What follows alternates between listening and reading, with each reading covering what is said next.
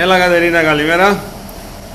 Το ξύλο τούτο θα είναι το ίδιο μποιατισμένο με τον πάγκο μας, το οποίο θα μπει επιπρόσθετον πάνω.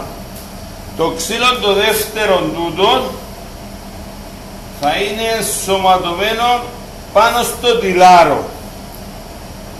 Θα βάλουμε ένα πάτημα μπροστά, το οποίο θα καλύψουμε με την πόρτα μας. Έχουμε δυνατότητα την πόρτα να την βάλουμε σόκουφον και θα χάνεται λίγο με τεσσέσεις στο βάθος, ή μπορούμε να την βάλουμε και 5 μιλίμετρα έξω, ώστε ο μετεσσές που το πλάτος από εδώ να φαίνεται το ίδιο. Ανοίγοντας η πόρτα φαίνεται το κορδόνι μας μονοκόμματο.